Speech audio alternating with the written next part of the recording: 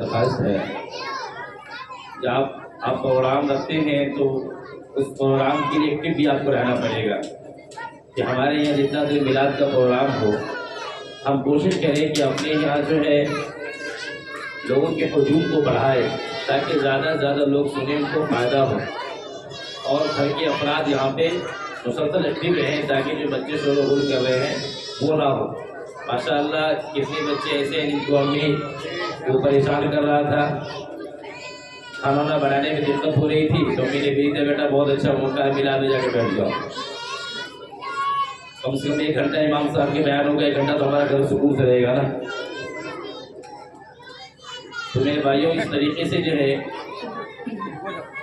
اب ایسے محفلوں میں جہاں پہ شور و غل ہوتا ہو وہاں پہ اللہ اور اس کے رسول صلی اللہ علیہ وسلم کی بات کرنا، اس پہ گفتگو کرنا، یہ قرآن حدیث کی توہین ہے، کیونکہ اللہ کا مقام بہت اونچا ہے، اللہ کی ذات و صفات بہت اونچی ہے، اور اللہ کے رسول صلی اللہ علیہ وسلم تمام انسانوں میں سب سے افضل، سب سے اعلیٰ، سب سے بڑھ کر سب سے افضل ہے۔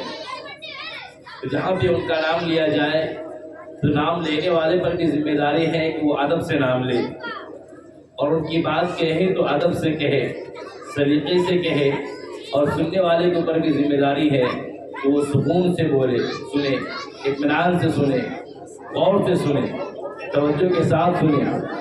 جہاں پہ ایسا محسوس ہو کہ اللہ اور اس کے رسول صلی اللہ علیہ وسلم کی باتوں کی یہاں پہ توہین ہوگی، ہم بات اللہ اور اس کے رسول کی کریں گے، اور یہاں پہ دنیا دار لوگ اپنے اپنے کاموں میں مشغول رہیں گے، وہ اپنی باتیں کرنے میں لگے رہیں گے، تو بہتر ہے کہ وہاں پہ خاموش ہو جائے۔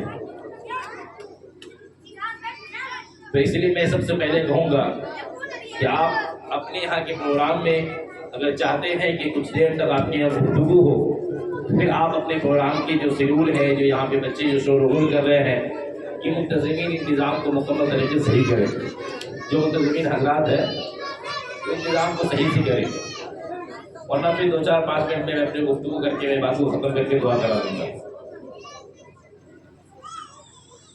اعوذ باللہ من الشیطان الرجیم، بسم اللہ الرحمن الرحیم، یا ایھا الناس اتقوا ربکم الذی خلقکم من نفس واحدہ وخلق منها زوجها وبث منهما رجالا كثيرا ونساء واتقوا الله الذي تساءلون به والأرحام إن الله كان عليكم رقيبا۔ وقال النبي صلى الله عليه وسلم في حديث المباركة عن أبي أيوب رضي الله عنه قال قال رسول الله صلى الله عليه وسلم 4 من سنن المرسلين الحياء والتعطر والسباق والنكاح۔ میرے معزز سامعین کرام اور عزیز ساتھیوں، ابھی جو آپ حضرات کے سامنے آیت کریمہ کی تلاوت کی گئی ہے، یا ایھا الناس اتقوا ربکم الذی خلقکم من نفس واحدہ، اے لوگو تم اپنے رب سے ڈرو، جب تم آپسی معاملات کرو ان چیزوں میں، اے لوگو تم اپنے رب سے ڈرو جب تم کسی سے اپنا رشتہ کو جوڑو، اے لوگو تم اپنے رب سے ڈرو جب تم کسی سے لین دین یا کوئی بھی معاملات کرو، یا تم تجارت کرو، خواہ دنیا کا کوئی بھی کام کرو، ہر چیز میں تم اپنے رب سے ڈرو۔ لیکن یہ آیت کریمہ خاص طور سے نکاح کے وقت امام صاحب پڑھتے ہیں، یا قاضی صاحب خاص کر کے نکاح کے وقت میں یہ آیت بھی پڑھتے ہیں، اور آیت پڑھی جاتی ہے کہ یا ایھا الناس اتقوا ربکم الذی خلقکم، اے لوگوں تم اپنے رب سے ڈرو جس نے تمہیں ایک جان سے پیدا کیا ہے، جس نے تمہیں ایک جان سے پیدا کیا ہے۔ تو اب ہے کہ اب ایسے وقتوں میں اس لیے پڑھا جاتا ہے کہ صرف 2 دل نہیں بلکہ 2 خاندان جڑنے والا ہے، اور دونوں خاندان ایک دوسرے کے لیے نئے ہیں، اور یہ اتنے قریب ہونے جا رہے ہیں جو دونوں ایک دوسرے کے سب سے قریب مقرب رشتہ ہونے جا رہا ہے۔ لیکن جب یہ رشتہ جڑنے والا ہے، اب یہ اب آنے والے زمانے میں جب یہ دونوں رشتے دار آپس میں ایک دوسرے کے ساتھ رہیں گے، ایک دوسرے کے ساتھ ملنا جلنا ہوگا، ایک دوسرے سے باتیں کرنا ہوگا، یہ میاں بیوی کا جو رشتہ ہونے جا رہا ہے، اس رشتے کے درمیان میں آپسی اختلاف ہوگا، آپسی محبت ہوگی، آپسی ملاقاتیں ہوگی، ایک ساتھ رہنا سہنا ہوگا۔ اس رہنے سہنے کے اندر میں بہت ساری گھڑیاں ایسی آئیں گی جس گھڑی میں کہ بیوی کی بہت ساری باتیں شوہر کو بری لگے گی، شوہر کی بہت ساری باتیں بیوی کو بری لگے گی، اور بیوی کے کچھ ایسے عمل ہوں گے جو شوہر کو ناپسندیدہ ہوگا، شوہر کے کچھ عمل ایسے ہوں گے جو بیوی کو ناپسندیدہ ہوگا، اور پھر اس بنیاد پہ آ کر کے کہیں ایک دوسرے سے جھگڑا کر بیٹھے اور آپس میں ایک دوسرے پہ کہیں کوئی ظلم نہ کرنے بیٹھے۔ اسی لیے اللہ نے فرمایا یا ایھا الناس اتقوا ربکم الذی خلقکم، اے لوگوں تم اپنے رب سے ڈرو جس نے تمہیں پیدا کیا۔ یعنی جب تم کسی پر ظلم و زیادتی کرنے لگو، یا جب تم کسی پہ شک و شبہات کرنے لگو، جب تم کسی کے ساتھ معاملات کرنے لگو، جب تم کسی کے ساتھ رہنے لگو، تو اس وقت میں آنے والی خطاؤں سے، آنے ہونے والی غلطیوں کے بعد جو تمہارا ری ایکشن ہونے والا ہے، اس ری ایکشن کے سلسلے میں تم اپنے رب سے ڈرو۔ کہیں ایسا نہ ہو جائے کہ تم سے ظلم و زیادتی ہو جائے، اور تمہیں اس کے بارے میں اپنے رب کے پاس سوالوں کا جواب دینا ہوگا۔ یاد رکھنا، میاں بیوی یہ دونوں اتنا پاکیزہ رشتہ ہے، اتنا پاکیزہ رشتہ ہے کہ اللہ کے نبی صلی اللہ علیہ وسلم نے فرمایا کہ اس دنیا کے اندر سب سے مقرب کوئی رشتہ ہے ماں باپ کے بعد، نوع انسانی میں سب سے کوئی مقرب رشتہ ہے وہ ماں باپ کی جو میاں بیوی کا رشتہ ہے۔ تم میں سے کوئی بھی ایک دوسرے کی تو غلام نہ سمجھو، تم میں سے کوئی بھی ایک دوسرے کو کہ حقوق کو ضائع نہ کرو۔ کچھ حقوق بیوی کے اوپر ہے کہ وہ شوہر کی پوری کرے، اور کچھ حقوق شوہر کے ذمہ ہے کہ اپنی بیوی کو پورا کرے، اور تم میں سے ہر کوئی ایک دوسرے کے حقوق کو پورا کرنے میں اپنے رب سے ڈرتے رہا کرنا۔ یہ نکاح والا عمل بہت ہی پاکیزہ عمل ہے، اتنا پاکیزہ عمل ہے کہ حدیث شریف میں آتا ہے عن ابی ایوب انصاری رضی اللہ عنہ قال قال رسول اللہ صلی اللہ علیہ وسلم اربع من سنن المرسلین الحیاء والتعطر والسواک والنکاح۔ چار چیزیں ایسی ہیں جو تمام نبیوں کی سنت رہی ہے، چار چیزیں ایسی ہیں جو تمام نبیوں کی سنت رہی ہے۔ ان میں سے ایک ہے حیا، شرم و حیا۔ ہر نبی کے اندر شرم و حیا ہوا کرتا تھا، نبی سے زیادہ دنیا کے اندر کوئی شرمانے والا نہیں ہوتا ہے۔ والسواک، اور مسواک کرنا، یہ بھی ہر نبی کی سنت رہا ہے۔ والتعطر، اور عطر کا استعمال کرنا، والنکاح، اور نکاح کا عمل کرنا۔ ہر نبی نے اپنی امت کو کثرت سے نکاح والا عمل کرنے کی ترغیب دیا ہے، اسی لیے فرمایا گیا ہے کہ نکاح کو آسان کرو، زنا خود بخود مشکل ہو جائے گا۔ نکاح کو آسان کرو، زنا خود بخود مشکل ہو جائے گا۔ اگر تم نے نکاح کو مشکل بنایا تو زنا عام ہو جائے گا اور زنا آسان ہو جائے گا۔ اور فرمایا کہ جب تم نکاح کے لیے اپنے پیغامات کو بھیجو، اور جب تم ارادہ کرو اس بات کا کہ تم اب نکاح کرو گے، تو تم نکاح کرنے کے لیے اپنی بیویوں کے انتخاب میں چار چیزوں کا خیال رکھنا۔ کتنی چیزوں کا؟ چار چیزوں کا خیال رکھنا۔ ان چار چیزوں میں سب سے پہلی چیز جو ہے وہ یہ ہے کہ لڑکی کی دینداری کا خیال رکھنا۔ جس سے نکاح کرنے جا رہے ہیں وہ سب سے پہلے اس کے بارے میں معلوم کرنا اس لڑکی کے اندر دینداری کتنی ہے، دین اسلام کی سمجھ بوجھ اس کے اندر کتنی ہے، اسلام کو کتنا جاننے والی ہے، اسلام پہ کتنا زیادہ عمل کرنے والی ہے، ان کے اندر پردے کا نظام کیسا ہے، ان کے اندر شرم و حیا کیسی ہے، کہیں ان کا دامن داغدار تو نہیں ہے، ان کے تقوی و طہارت کا معاملہ کیسا ہے۔ دوسری چیز یہ کہ تم خاندان کو دیکھو، دونوں کو بھگائیے، بھگائیے دونوں کو وہاں سے، تم سب کو بھگائیے، تھپڑ مار کے بھگائیے دونوں کو.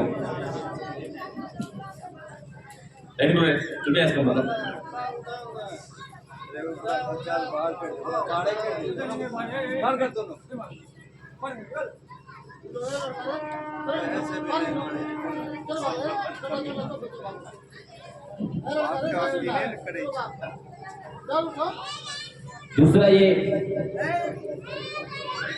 کہ حسن و جمال، یہ پہلا کیا ہے کہ دینداری کو فوقیت دو. اس کے بعد تم اپنی قابلیت دیکھو کہ تمہاری قابلیت تمہاری حیثیت کے مطابق ہے کہ نہیں. تم اگر اعلیٰ خاندان سے تعلق رکھتے ہو تو تم یہی کوشش کرو کہ تمہارے آنے والی ہمشیرہ جو ہے، تمہاری ہونے والی ساتھی، وہ تمہارے مد کے مقابل ہو، وہ تمہارے مزاج کے مطابق ہو. اب مزاج کیسے پہچانا جائے؟ وہ میرے مزاج کے مطابق ہوگی کہ نہیں ہوگی؟ بتایا جاتا ہے کہ تم خاندان کو تلاش کرو. تم جس اعلیٰ کوالٹی خاندان کے ہو اسی حساب سے تم اسی اعتبار کا تلاش کرو. اور تیسرے نمبر پہ آتا ہے پھر اس کے حسن و جمال کو دیکھو. اب اس کے اندر تم جس قابل ہو اپنی قابلیت کے اعتبار سے اپنے آپ کو تلاش کرو. ایسا نہیں ہے کہ تم جو ہے بالکل صاف لو ہو اور اعلیٰ کوالٹی کی طرف جا رہے ہو، پھر وہاں سے لے کر کے آ گئے ہو. ان کے جینے کے انداز الگ تھا. ان کے جینے کا انداز تھا کہ اپنے بہت مالدار گھر میں پڑ رہی تھی. وہ صبح کی اس کی روٹین کچھ اور تھی، شام کا روٹین کچھ اور تھا. اب یہاں پہ آنے کے بعد تمہارے یہاں آ گئی ہے. اب یہاں کا روٹین صاف، ان کا مزاج الگ نظر آ رہا ہے. وہاں عیش و آرام میں پلنے والی تھی، اب یہاں پہ مصیبت میں پلنا شروع ہو گئی ہے. جب سے انہوں نے آنکھیں کھولی تھی انہوں نے اونچی اونچی چیزوں کو دیکھتی ہوئی نظر آئی. جب سے انہوں نے آنکھیں کھولی ناز و نخروں میں پلی تھی، اب یہاں پہ آئی ہے ایک ٹوٹی ہوئی چٹائی پہ سونی پڑ رہی ہے. اب ان کو جو ہے ایک ٹوٹی ہوئی پھوس میں رہنا پڑ رہا ہے. اس سے کیا ہوگا کہ پھر تم دونوں کا مزاج نہیں ملے گا. ان کی سوچ بلندی کا ہوگا، تمہاری سوچ پستی کا ہوگا. تمہیں غربت میں جینے کا اندازہ ہوگا، تمہیں غربت میں جینے کے تم عادی ہوگی اور وہ اس چیز کا عادی نہیں ہوگی. ان کے لیے تمہارا مزاج دونوں کا ملنا بہت مشکل ہو سکتا ہے. ہو سکتا ہے کہ تمہارے درمیان میں نا اتفاقی کا سبب بن جائے. اس لیے جب تم رشتے کا تلاش کرو تو سب سے پہلی چیز کیا ہے کہ دینداری کو فوقیت ہو. آج ہمارے سماج میں کیا ہوتا ہے، اگر ایک لڑکی ماشاءاللہ قرآن اچھا پڑھنا جانتی ہے اور دین اسلام کی فہم بھی رکھتی ہے، ماشاءاللہ تقوی و طہارت بھی ہے، پاکیزہ ہے، پردہ نشی ہے، حیا والی ہے. ایک تو اس زمانے میں بہت مشکل سے حیا والی اور پردے والی ملتی ہے. جو بات بالکل صاف ہے، اس لیے کہ آج کل کے گارجن ہی نہیں چاہتا ہے کہ میری بیٹی حیا والی بنے، میری بیٹی پردے والی بنے. خود ہی ان کو جو ہے ہر عیش و ہر فیشن ڈیزائن والے کپڑے خرید کر کے لا کے دینا، وہ تو گارجن کا شیوا بن چکا ہے. اور پھر مارکیٹ گھمانا، میلے گھمانا، میرے حال میرا موضوع الگ ہو جائے گا. تو سب سے پہلے کیا دیکھا جاتا ہے کہ ہمارے سوسائٹی سماج کے اندر اگر کہیں پہ نکاح کا رشتے کا پیغام آتا ہے تو اگر لڑکی بہت اچھی ہے، ماشاءاللہ نماز کی پابند ہے، شریعت مطہرہ کی پابند ہے، حیا والی ہے، پردے والی ہے، ماشاءاللہ قرآن اور نماز کی پابند ہے، وہ پھر پوچھا جائے گا کہ میٹرک انٹر بی اے کی گریجویشن وغیرہ کی ہے کہ نہیں کی ہے. معلوم چلا کہ نہیں کی ہے تو نہیں لگ رہا ہے. میرے حساب سے لگتا ہے کہ ان کے ذریعے سے وہ پیسہ کمانا چاہتا ہے، جاب کرانا چاہتا ہے. اور یاد رکھو، لڑکیوں کا حسن جب تک وہ دہلیز کے اندر ہوتی ہے اس وقت تک ان کا حسن خوبصورت ہوتا ہے. اسی وقت تک وہ اس کے اندر چمک اور دمک ہوتی ہے. اسی وقت تک وہ ایک لڑکی کہلاتی ہے. اور جیسے ہی دہلیز سے باہر قدم نکل جائے، اب دہلیز سے باہر قدم نکلنے کا مطلب آپ سمجھ جاؤ، اسی وقت سے وہ ایک हया वाली लड़की में शुमार नहीं हो सकती है, फिर उनके लिए तुम कोई भी खैर की उम्मीद नहीं कर सकते हो।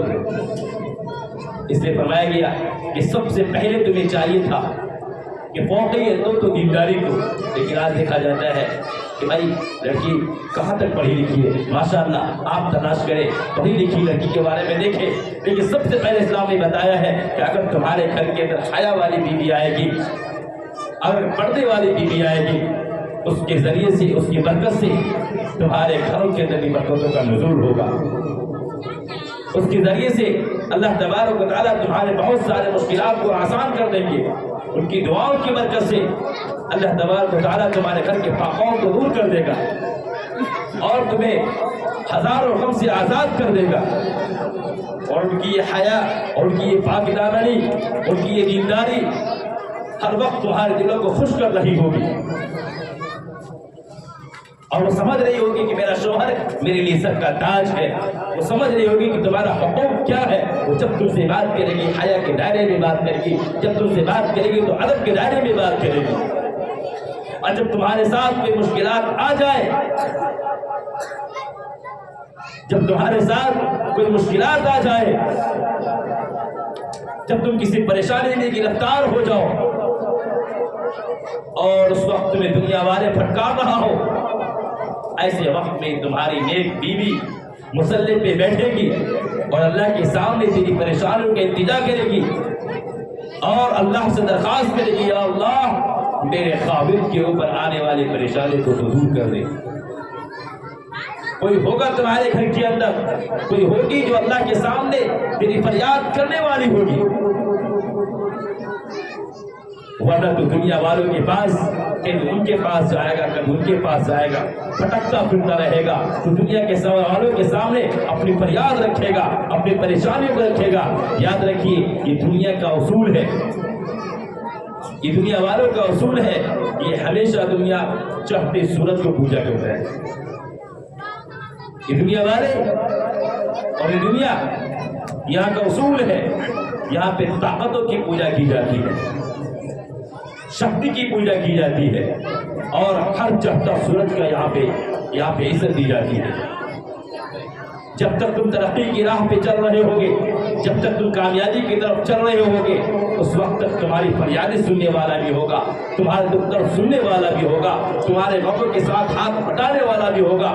जब तुम मुसीबत में दो चार हो जाओगे, जब तुम परेशानियों में घिर जाओगे, उसके बाद जब तुम किसी को जाओ उनके करीब बैठ करके कुछ फरियाद रखने की कोशिश करोगे, कुछ बातें रखने की कोशिश करोगे, वो अपनी दामन नहीं करके तुमसे बचने की कोशिश करेगा।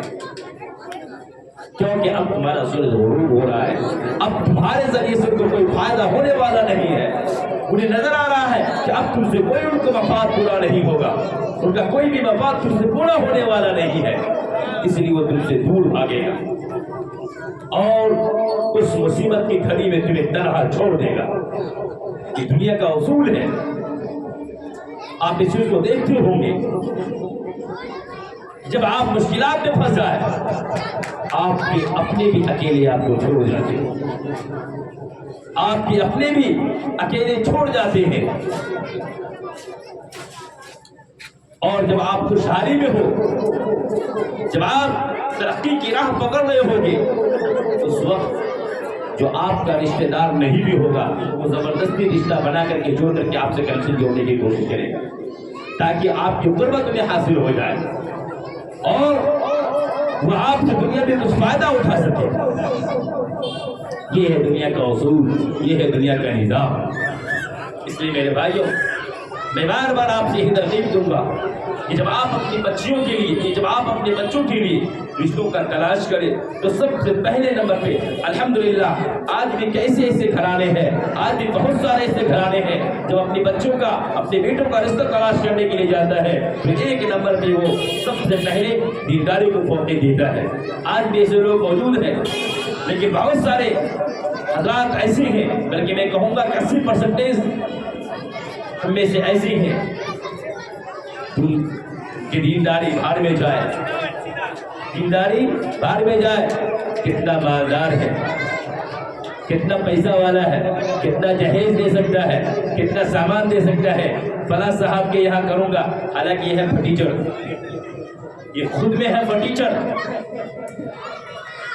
اور ایسے شخصوں کو فرنیچر کے علاوہ کچھ کہا بھی نہیں جا سکتا ہے کہ جو اپنے بازو کے پر بھروسہ نہ رکھتا ہو، جو اپنے قوت باہ میں بھروسہ نہ رکھتا ہو، ان کی نگاہیں دوسرے کی دولت پہ پڑ رہی ہو، وہ شادی بھی کر رہا ہو تو بھکاری بن کے شادی کر رہا ہو، تو ان کی نگاہیں سب سے پہلے جاتی ہے لڑکی والا کتنا مالدار ہے، اگر مالدار بھی ہے تو کتنا دولت دے سکتا ہے، آج فلاں گھر میں کریں گے تو صوفہ بھی بہت قیمتی آئے گا، اور صوفہ کے ساتھ وہ ڈیلی ٹیبل بھی قیمتی آئے گا، اور جو ہے بیڈ بھی بہت قیمتی آئے گا، اور اس کے ساتھ گودریج بھی آئیں گے، یہ بھی آئے گا وہ بھی آئے گا، نہ جانے ہزار خواب سجا لیتے ہیں۔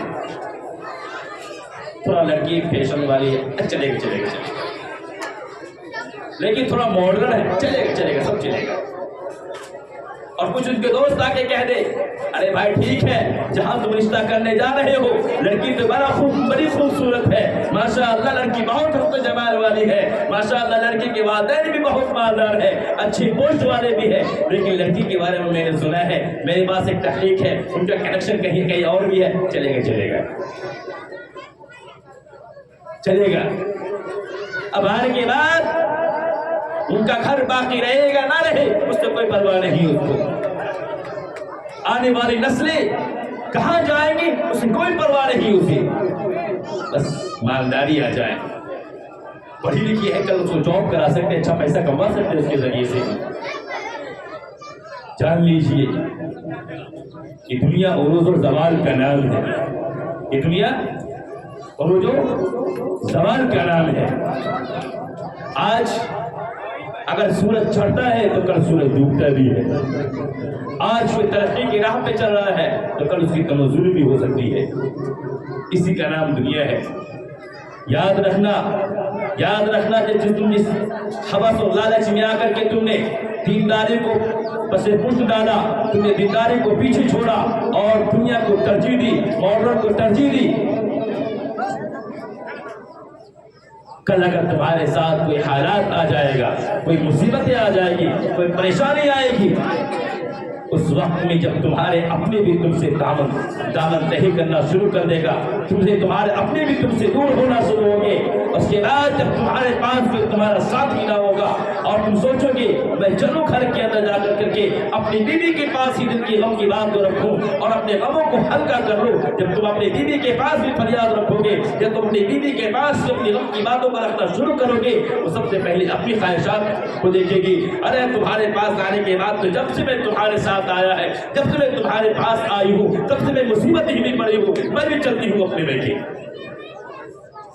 یاد رکھنا نہ تو تمہارا کوئی رب کے سامنے فریاد کرنے والی ہوگی، نہ ہی تمہاری التجا کو رب کے سامنے رکھنے والی ہوگی، نہ ہی تمہارے کوئی دعائیں کرنے والے ہوں گی، اور نہ ہی مصیبت کے وقت میں تمہارے دکھ درد کے ساتھی بننے والی ہوگی۔ اس لیے کہ تم نے دنیا کو ترجیح دیا، دنیا نامی ہے عروج و زوال کا، دنیا نامی ہے مفاد پرستی کا، دنیا نامی ہے مطلب پرستی کا۔ اب بیوی کو احساس ہونے لگا، بیوی کے میکے والوں کو احساس ہونے لگا یہ لڑکا اب نکما ہوتا جا رہا ہے، یہ لڑکا اب کمانے کے قابل نہیں رہ رہا ہے، یہ لڑکا قرض میں مبتلا ہوتا جا رہا ہے، یہ لڑکا فلاں بیماری میں مبتلا ہو چکا ہے۔ اب ضرورت تمہیں اس بات کی تھی کہ تمہارے آخری ایام میں اب ضرورت اس بات کی تھی کہ جب تم بیماری کے بارے میں مبتلا ہو چکے ہو، تم غربت میں گرفتار ہو چکے ہو، تم مصیبت میں گرفتار ہو چکے ہو، کوئی ہو نہ ہو تمہاری بیوی تمہارے قریب رہے اور تمہاری خدمت کرے، تمہارے غم والے الفاظ کو سنے اور تمہیں تسلی دیتا رہے، اور پھر تمہیں اچھی سے اچھی رائے مشورہ دے اور تمہارے دکھ درد اور غم میں تمہارا شریک ہو جائے۔ ایسے مراحل میں جب دنیا والے ساتھ چھوڑیں گے تو تمہاری بیویاں بھی تمہارے ساتھ چھوڑ دیں گی۔ ایسا ہوتا ہے کہ نہیں ہوتا ہے جی؟ ہوتا ہے کہ نہیں ہوتا ہے؟ اس لیے میرے بھائیوں ہمیشہ شادی کے لیے ایک نمبر پہ کسی چیز کو ترجیح دو تو دینداری کو فوقیت دو، گرچہ وہ غریب خاندان سے تعلق رکھتی ہو، مرداواری حیاواری کو ترجیح دو، جو مصلی کے اوپر آ کر کے رب کے سامنے التجا کرنے والی ہو، جو رب کے ترانے گنگنانے والی ہو۔ ہاں یہ ضرور ہے کہ ان کے ذریعے سے جب تم ایسی لڑکیوں سے نکاح کرو گے وہ اعلیٰ پردے والی ہوگی، تقویٰ والی ہوگی، ہو سکتا ہے وہ غریب گھرانے سے تعلق رہے ہوگی، اس لیے کہ اکثر جو دینداری بھی پائی جاتی ہے غریب گھرانے میں پائی جاتی ہے یا مڈل گھرانے میں۔ مالداروں میں تو ماشاء اللہ پیسہ ہے، لیکن ہمیں وقت اس بات کی ہے، پیشن تو وہ نہیں کرتا جس کے پاس پیسہ نہیں ہوتا۔ پیسہ ہے تو قیمتی موبائل بھی ہے، پھر پیسہ ہے تو سب کچھ ہمارے پاس سویدھا ہے، تو پھر رات میں رات پر بولنگ بھی ہو رہی ہے، پھر نہ جانے کتنے کے دروازے ان کے پاس کھلے ہوتے ہیں۔ ضروری نہیں ہر گھرانے میں ایسا نہیں ہوتا ہے، لیکن اکثریت پائے جاتے ہیں۔ اور حضور کے زمانے میں بھی یہی اصول رہا ہے کہ سب سے پہلے اسلام کو قبول کرنے والے غربا مساکین لوگ ہوا کرتے تھے، غریب طبقے کے لوگ ہوا کرتے تھے۔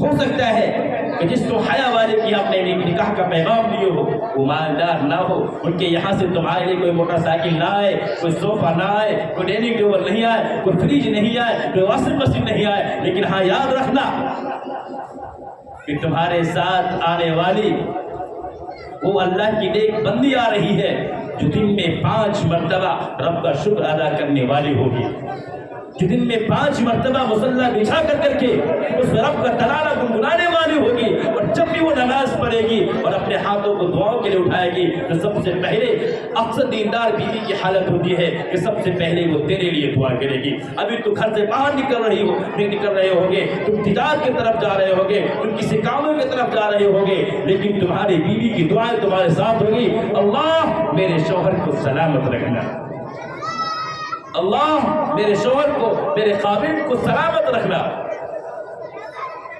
اور جب کسی کے اندر دینداری آ جائے ان کے اندر صبر بھی آتا ہے، جب دینداری آ جائے تو تقویٰ بھی ہو جاتا ہے، اور تقویٰ کے بغیر تو دینداری کہا ہی نہیں جا سکتا ہے۔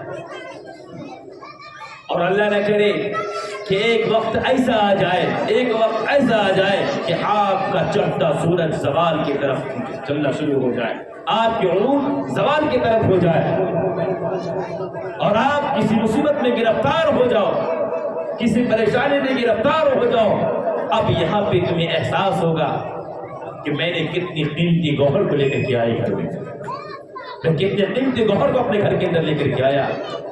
جب آج تو اپنے بھائیوں کے پاس فریاد رکھنے جا رہے ہو، اپنی پڑوسیوں کے پاس فریاد رکھنے جا رہے ہو، تمہارا پڑوسی بھی دیکھ رہا ہے اب تو یہ پریشانی کی عالم میں ہے، اب اس سے ہمارے کوئی مفاد پورا ہونے والا نہیں ہے، وہ بھی تمہاری باتوں کا اینا کہنا کر کے سن کر کے ہٹ جائیں گے اور تم سے نظر انداز کرنا شروع کر دیں گے، تمہارے اپنے بھی نظر انداز کرنا شروع کر دیں گے، تمہارے پرائے بھی نظر انداز کرنا شروع کر دیں گے۔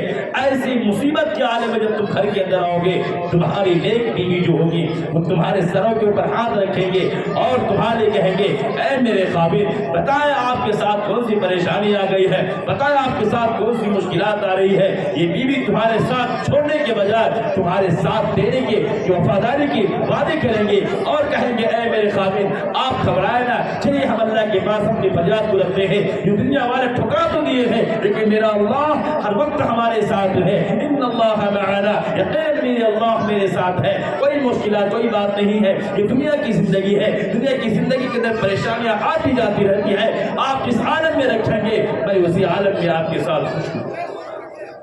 آپ کو میٹھی میٹھی باتوں کے ذریعے سے، صبر والے الفاظ کے ذریعے سے آپ کو دلوں کو تسلی دینے کی کوشش کرے گی اور آپ کے غم میں آپ کے ساتھ شریک ہوگی۔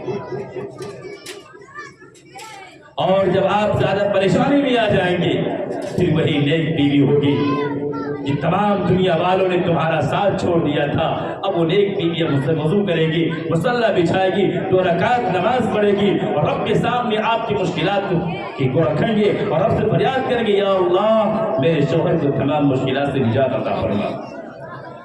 میرے بھائیوں تو کوئی ہوگی جو برے حالات میں آپ کے لیے اپنے رب کے سامنے فریاد کرنے والی ہوگی، اپنے رب کے سامنے آپ کے لیے فریاد کرنے والی ہوگی۔ اس لیے دوسری بات یہ ہے، یہ تو ہمارے نیک بیویوں کو تلاش کرنے کے بعد، دیندار گھرانے کو تلاش کرنے کے بعد یہ ہمارا ایک فائدہ ہے۔ دوسری بات یہ ہے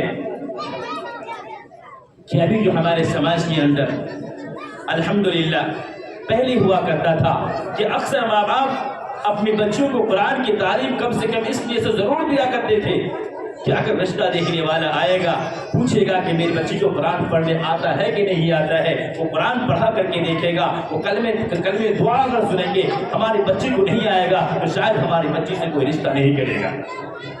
اس ڈر ہی سے صحیح ہر ماں باپ اپنی بچی کو دین کی تعلیم دیا کرتے تھے، اور ہر ماں باپ اس بات کی کوشش کیا کرتے تھے کبھی میری بیٹی بالغ ہونے جا رہی ہے، ابھی میری بیٹی جوان ہونے جا رہی ہے، کچھ سال کے بعد میں ان کے شادی کروں گا، اگر یہ پردے میں نہیں رہے گی، اگر یہ حیا والے بن کے نہیں رہے گی، سماج سوسائٹی میں گھومنے والی بنے گی، بازاروں میں گھومنے والی بنے گی، دنیا والے دیکھیں گے تو ہماری بیٹی کو فیشن والی کہیں گے، ہماری بیٹی کو بے حیا کہیں گے، پھر آنے والے رشتے دیکھیں گے یہ دیندار لڑکی نہیں ہے، تقویٰ والی لڑکی نہیں ہے، حیا والی لڑکی نہیں ہے، تو میرے یہاں کوئی رشتہ نہیں کرے گا۔ اس ڈر سے ہی صحیح پہلے گھر کے زمانے کے ماں باپ اپنی بچیوں کو قابو میں رکھا کرتے تھے، اپنی بچیوں کو کے قدم کو ان کو دہلیز سے باہر نہیں جانے دیا کرتے تھے۔ اس کی وجہ تھی کہ ہر گھر کی لڑکیاں دیندار ہوا کرتی ہیں، اکثر و بیشتر۔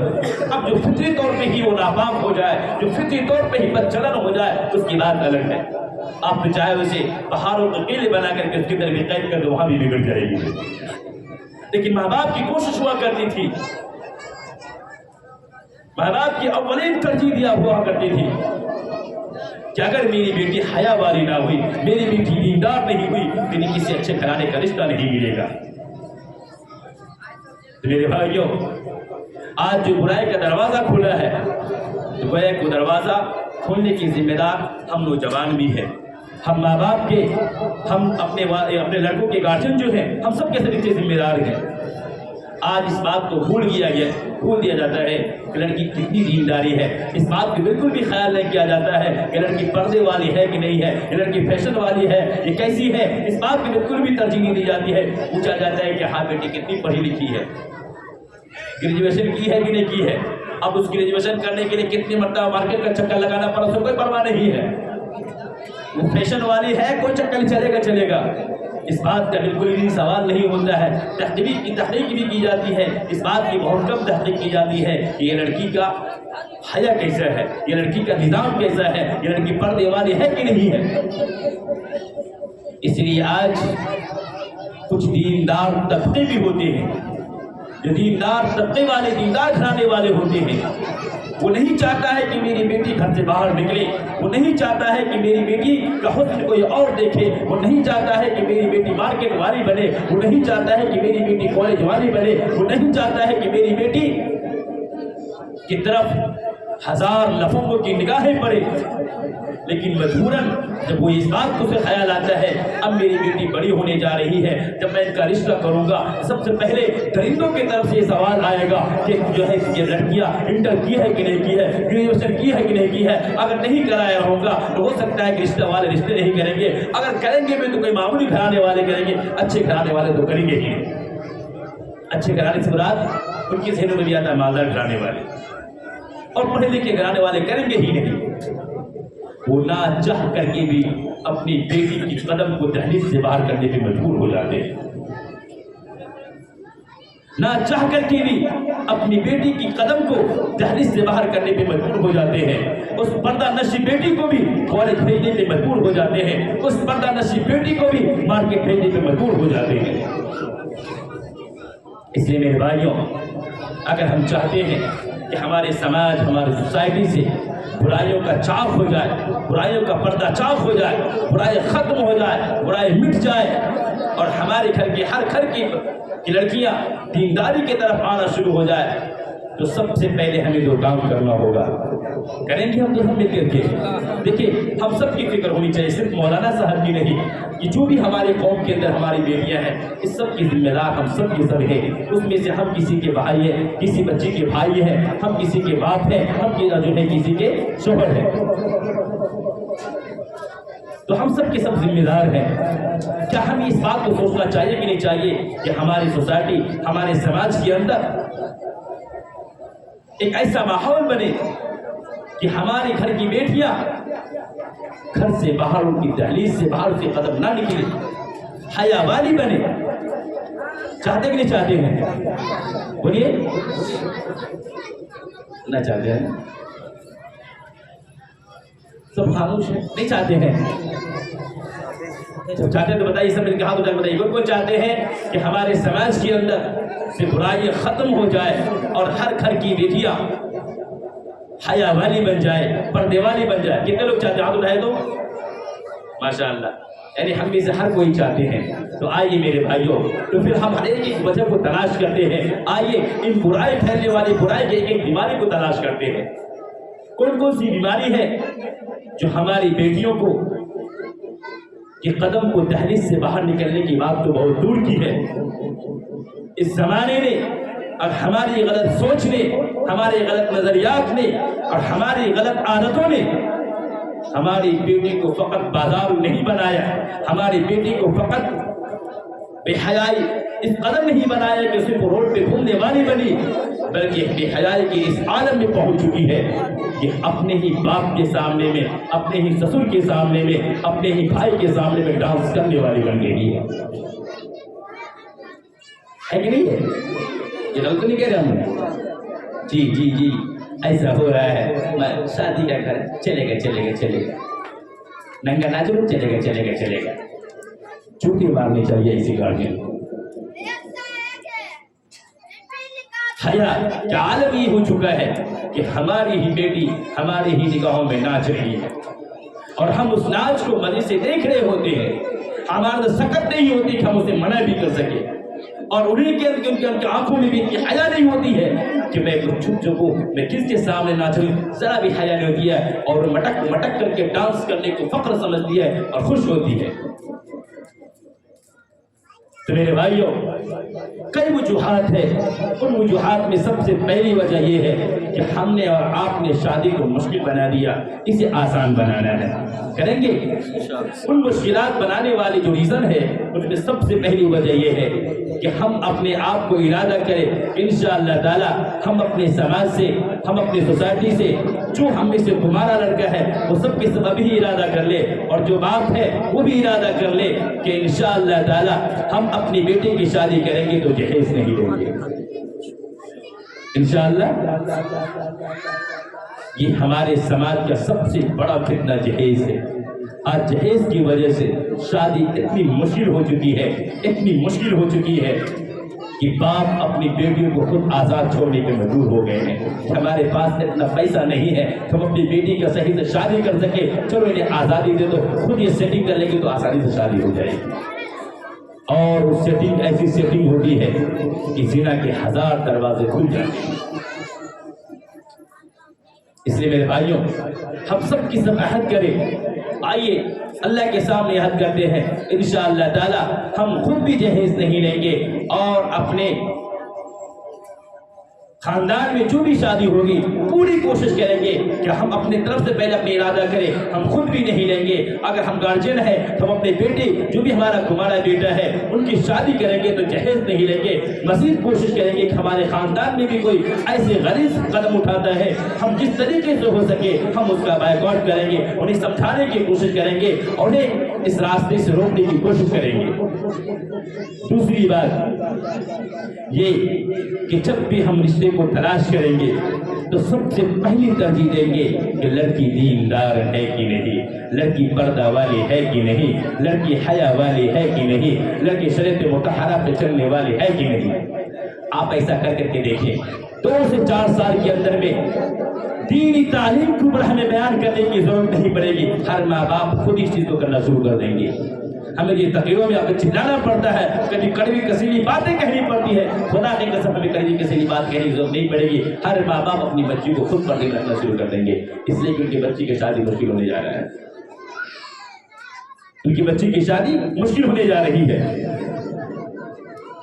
کریں گے انشاءاللہ تعالی. دوسرا کون سا عمل ہے کہ ہم میں سے ہر کوئی جب رشتے کا انتخاب کریں گے، رشتے کو تلاش کریں گے تو سب سے پہلی ترجیح دیں گے لڑکی دیندار ہے کہ نہیں، لڑکی حیا والی ہے کہ نہیں، لڑکی پردے والی ہے کہ نہیں. اور پھر تیسری یہ سب سے بڑی وجہ ہے کہ ہم چاہتے ہیں کہ میری بیٹی حیا والی بنے، میری بیٹی پردے والی بنے، میری بیٹی شریعت مطہرہ کی پابند بنے، تو ہم خود کو پہلے ان کے سامنے حیا کرنے والا بن جائیں۔ کیا ہم خود کو ان کے سامنے میں حیا کرنے والا بن جائے؟ یہ کون سا طریقہ ہے؟ ہم چاہتے ہیں کہ میری بیٹی ڈانس نہ کرے، لیکن ان کے سامنے خود بڑا سا ٹی وی لگا دیں گے اور فلمیں دیکھیں گے، ڈانس دیکھیں گے۔ ظاہر سی بات ہے ان کے اندر بھی تڑپ ہوگی ہی ہوگی، ان کا بھی کمر مٹکے گا ہی مٹکے گا، ان کے اندر بھی خواہشات ہوگی ہی ہوگی۔ ظاہر سی بات ہے ہم برائی کے بارے میں ان کے سامنے بیانات کریں گے اور ہم خود کسی غیر کی بیٹیوں کو ٹکٹکی لگا کر کے دیکھ رہے ہوں گے۔ ہم کوشش کریں گے کہ میری بہنیں کسی غیر محرم کے ساتھ باتیں نہ کرے، اور ہم خود غیر محرموں سے بات کر رہے ہوں گے۔ ہم چاہ رہے ہوں گے کہ میری بیٹی کا دامن داغدار نہ ہو، لیکن ہم خود کسی کی بہن بیٹی کی دامنوں کو داغدار کر رہے ہو، تو بتائیے کیا یہ ختم ہو سکتا ہے؟ نہیں۔ ایک بات جان لیجیے، 4 گناہ ایسے ہیں، اس بات کو سب کے سب یاد کریں، اپنی بات کو ختم کرنے جا رہا ہوں۔ 4 گناہ ایسے ہیں کہ جن کا سزا اللہ تبارک و تعالیٰ سب سے پہلے دنیا میں دیتا ہے، پھر آخرت میں بھی دیتا ہے۔ جن میں سب سے بڑا گناہ اور سب سے پہلا گناہ یہ ہے کہ تم اگر دنیا کے اندر کسی کی بہن بیٹی کی عزت و آبرو کو پامال کرو گے تو اللہ تبارک و تعالیٰ تمہاری بھی بہن بیٹیوں میں سے کسی کے ساتھ بھی ایسا ہی سلوک کروائے گا۔ یہ سزا تمہیں دنیا میں ملنے والی ہے۔ تم کسی کی بہن بیٹیوں کی طرف بدنگاہی کے ساتھ دیکھو گے تو وہ تمہارے ساتھ بھی فرق کے پہلے آئے گا، اور آخرت میں جو اس کی سزائیں ہیں وہ تو ہے ہی ہے۔ تم کسی کی عزتوں کو دامن کو داغ دار کرو گے، اللہ تبارک و تعالیٰ تمہیں رسوا کرنے کے لیے تمہارے ہی گھر کے اندر تمہیں داغدار کر دے گا۔ اس لیے ہم چاہتے ہیں کہ ہمارے گھر کے اندر سے برائی کا خاتمہ ہو جائے، تو سب سے پہلے ہمیں خود کو حیا والا بننا ہوگا، ہمیں خود کو پاکیزہ بننا ہوگا، ہمیں خود کے ہر ایک کی قدردانی کرنے والا ہوگا، ہمیں خود کی غیروں کی بہن بیٹیوں کو اپنی بہن بیٹی سمجھنا ہوگا۔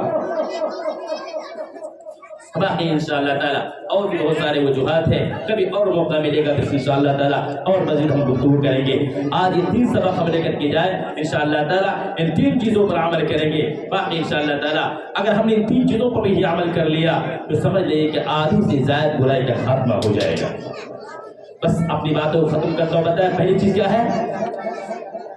کیا ہے پہلی چیز؟ آپ سب بتائیں، میں نہیں بتاؤں گا۔ پہلا کیا ہے؟ پہلا کون سا کام ہمیں کرنا ہے؟ بھول گئے؟ اتنا دیر چلانے کو فائدہ ہی ہم کو نہیں ہوا، بیکار ہی چلا رہے تھے، گلا بھی سوکھ رہا ہے۔ جب یہیں پہ بھول گئے تو آگے کیا ہوگا؟ یہ بولنے سے ڈر رہے کہ ہمیں عمل کرنا پڑ جائے گا۔ پہلا کیا ہے جی؟ کوئی ایک بندہ تو بولے۔ ہاں، پہلا یہ ہے کہ ہم اپنے سماج کے اندر سے جہیز جیسے فتنے کو ختم کریں گے، اور سماج کہیں کسی جگہ سے ختم کرنے سے پہلے اپنے اندر سے ختم کرنا پڑتا ہے۔ کیا کریں گے؟ جہیز کو بیک آؤٹ کریں گے، یعنی جہیز نہ لیں گے، اور کوشش کریں گے جہاں تک ہم میں طاقت ہے دوسروں کو بھی لینے نہ دیں۔ پہلا خاتمہ کس سے کریں گے؟ بولے جی، اس کو ڈر لگ رہا ہے کہ کہیں بول دیے اور اللہ قبول کر لیا، ہماری موٹر سائیکل گئی، واشنگ مشین فریج سب گئی، پھر تو ہائے رے میری اللہ کے بندے، ہائے رے میرے نبی کی امتی، کہاں ہم چلے گئے۔ بہرحال خیر، پہلی چیز پہ عمل نہیں کر سکیں، کوئی بات نہیں۔ دوسری چیز بتایا، دوسرے ہم نے کیا بتایا؟ دوسرا کیا ہے جی؟ افسوس، کاش کہ آپ یہیں پہ ہی ارادہ کر لیے ہوتے تو اتنا تو تسلی ہو گئی ہوتی کہ کچھ ہی دیکھی نہیں میرے بھائیوں کو بات سمجھ میں آئی، لیکن بات تو سمجھ میں آئی۔ اب تو ہمیں یہی افسوس ہوگا اتنا دیر چلائے بھی کوئی فائدہ بھی نہیں ہوا۔ دوسری چیز یہ ہے میرے بھائی، چلے آپ عمل کریں نہ کریں، لیکن میں بتا کے چلا جاتا ہوں، دوسرا ہمیں یہ کام کرنا ہے کہ جب بھی ہمیں رشتے کا انتخاب کرنا ہے، جب بھی ہمیں شادی کے لیے کسی لڑکی کو تلاش کرنا ہے تو 1 نمبر پہ ترجیح دینا ہے کہ دیندار لڑکی ملے۔ تیسرا کیا ہے؟ تیسرا تو مشکل ہے، یہ لوگ آپ نہیں کر سکتے، تیسرا تو مشکل ہے، تو پھر اپنے پر پڑ رہی ہے۔ بہرحال وآخر دعوانا الحمدللہ رب العالمین۔ دعا کر لیجیے۔ الحمد لله رب العالمين، اللهم صل على محمد وعلى ال محمد كما صليت على ابراهيم وعلى ال ابراهيم انك حميد مجيد. ربنا آتنا في الدنيا حسنه وفي الاخره حسنه وقنا عذاب النار، وقنا عذاب القبر، وقنا عذاب الحشر، وقنا عذاب الدين، وقنا عذاب الصغرات، وقنا عذاب الفتنه الدجال. یا اللہ ہم تمام کے گناہوں کو معاف فرما، یا اللہ ہم تمام کے سیئات کو حسنات سے مبدل فرما۔ اے میری مولا کریم، یا اللہ آج ہمارا دل کتنا سخت ہو چکا ہے کہ ہم نیکی کی باتوں کو قبول کرنا بھی پسند نہیں کرتے ہیں۔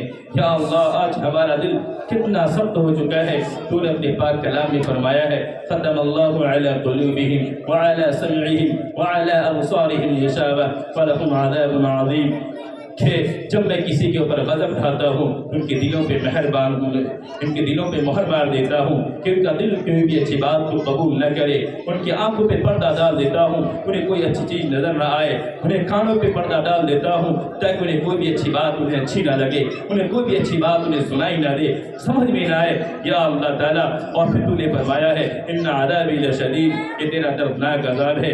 اے میرے مولا کریم یہ معاملات ہمارے ساتھ نہ ہونے پائے، یا اللہ ہمارے دلوں کو قبول کرنے والا بنا دے، یا اللہ ہمارے دلوں کو قبول کرنے والا بنا دے، یا اللہ ہمیں برائی کے راستے سے بچا لے، یا اللہ ہمیں سیدھی راہ پہ گامزن فرما دے۔ اے میرے مولا کریم یا اللہ ہم تمام کو ہدایت کے راستے پہ کھڑا کر دے، یا اللہ ہم تمام کے تمام تر برائی کے راستے سے حفاظت فرما دے۔ جزا اللہ ان محمد عبدہ ورسولہ وصلی اللہ تعالی علی خیر خلقہ اجمعین برحمتک یا ارحم الراحمین۔